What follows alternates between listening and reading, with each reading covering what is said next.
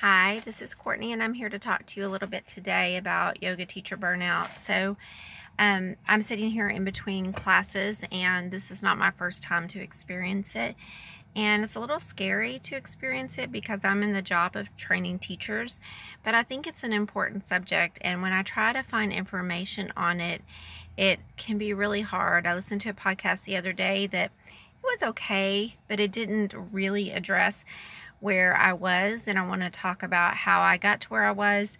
Been here before, and I've done a lot of contemplation on it over the years. So first of all, about 7-8 years into my teaching, I was teaching up to 17 classes a week, and this story is in my book, but if you read my book, you'll see it. Long story short, was not saying no to people. I was subbing. I was doing everything I was asked. I took a break. I had a break. I worked at a college for 10 years. I never taught summer yoga classes. I always said no. And I quit my job at the studio, and I quit my job at the health club in order to have the summer off. It was financially challenging, but I was so exhausted that I knew that I needed to do that in order to recover. At the end of that summer, where I did no asana, I just spent time with my kids. I went to the lake. I just had fun with my kids. Things were tight. Finances were tight. I know this is not something that's available for everyone to do. So please know I'm not telling you just quit your job and be off for a summer, because not everybody can do that. I had to live very frugally in order to do that. I came back from that knowing that I wanted to continue to teach workshops in school and do that more than teaching regular classes. So it took a lot of hard work. It wasn't like I just made up my mind and I did it. It took some time, but that's what I eventually did. And so fast forward to 2011, which was like maybe 4 or 5 years later, I'd had the school. School was going pretty good. It was kind of a side hustle for me, though, a side gig. I mean, I loved it. I was good at it. I was one of not the first schools in my state, but there were only a couple for a couple years, and then I was like the third school to open in my state. And I got a divorce, and I needed to work more. And so I was already the yoga director at a large nonprofit. I took a job as the yoga and fitness director. That put me working more. I kept my school. I kept teaching. And all of a sudden, I found myself getting into momentum, teaching workshops, doing teacher trainings, doing 1, 2, and 3 teacher trainings a year, 200-hour teacher training, children's teacher training, 300-hour teacher training, traveling to Mississippi to do teacher training. Eventually I would write a book. 2 years ago I wrote a book, and I had to work like that in order to pay the bills. So what happens in a career, especially I see my friends in other career fields get burned out like this too, is you work like this and you build momentum, and your career starts going, by all intents and purposes, and the eyes on you would see that your career looks like it's going pretty good. And I think that's when we often hear about people having a middle-age crisis, is you're busy, you look successful, but you're so freaking tired, you're not enjoying it. And part of my burnout was a couple of things. Number one, exhaustion. When you're exhausted, it's hard to keep your perspective. The yoga world itself has changed so much since I started teaching. And, I started teaching when I was 30, and I had been practicing since I was a kid. And yoga has become much more of a fitness type craze now. You don't see as much, at least where I live, of the classical type of yoga that I came up with. And it's been a little disheartening. I kind of understand it, but I don't blame anybody for that. It's not like that's everybody, to each his own, but I kind of feel like sometimes where's my place in all of this? Because it's not what I am used to, and I'm teaching people to teach. And so, I stick to pretty classical stuff, but it brings up more and more questions and more kind of, not resistance, but this is what I see going on here. And so also a few years back, there was just like a couple of years where there were a lot of famous people in the yoga world who got in trouble for doing things that were just kind of not very ethical. And I've witnessed that quite a bit in my own life with a lot of going on in the culture of yoga.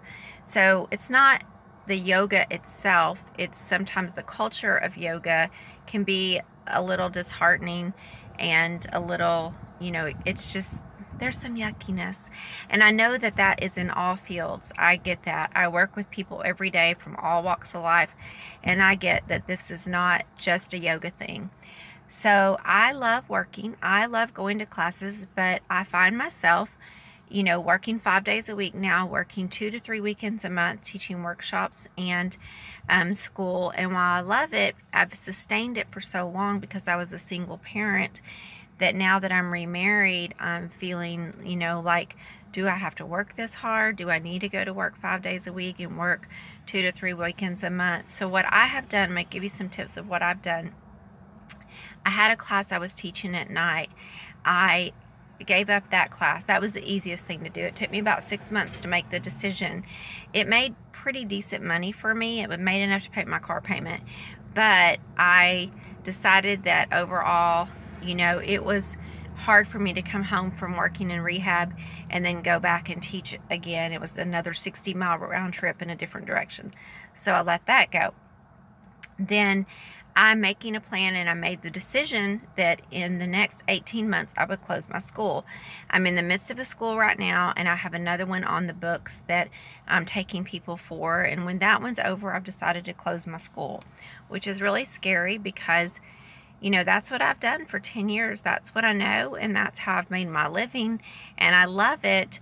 But I'm also now working 5 days a week as a yoga therapist, and it's just not sustainable. So I have the question a lot, is it stupid business-wise to walk away from something successful just because you're tired and don't want to work 7 days a week? And I think the answer is yes. Because at the end of the day, if I'm exhausted and tired, I'm not going to be good for anybody, especially myself. So scaling back your schedule is one thing. The other thing I do is, like, was feeling really just yesterday. I was on the go all day. I ate too many carbohydrates. My body type does not do good with a lot of carbohydrates. They were complex carbohydrates. It was healthy food, but today I'm having what I call a plant day. And that means lots and lots of plants, green smoothies, big salad. I pulled over here in the parking lot and took my lunch because I packed a really big green salad and some hummus and different things like that. And that never fails to lift my energy level. Yesterday, so eating good food for yourself. And then on yesterday, I was home till I had to go to work at 2. I was waiting on a repairman to show up. He never showed up. I cooked a few things in the morning and I cleaned up my house, but I didn't go to my office and try to work. I just allowed myself to take some breaks on the couch and rest. And that's something that I never allow myself to do. The other thing I've done is I've planned a vacation. So Jim and I have a 40-acre farm with 12 animals, and we have a son that has a disability. So going away is hard to do, but I've worked it out. It's taken a ton of work to even go away, but I've worked it out where we can go away for 4 days. And so we're going to do that. And I also went to my job, and I asked for my day job, and I asked for 10 days off, which, 9 days off, 2 weekends and a week during the week. And that took a lot of coordinating, but I did it, and I feel very good about it because I really, really don't remember the last time I took a week off. Eat healthy, take some time to do nothing, plan some time off, let go of any commitments you have that are not serving you anymore or that you feel are draining you. So for me, I had just like a revelation one day. It was like, I need to let go of working nights and weekends. I need to work 5 days a week like normal people. I've worked nights and weekends for almost 20 years. It's time to change that. So for me, that's what I did. Also, I know for most yoga teachers listening, for many, it might be possible for you to take time off or to scale back. For others, they might have to really change. You might have to save for a while or get rid of some debt.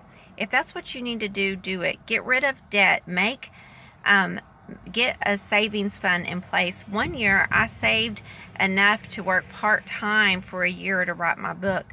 So do what you have to do to get financially secure to take some time off.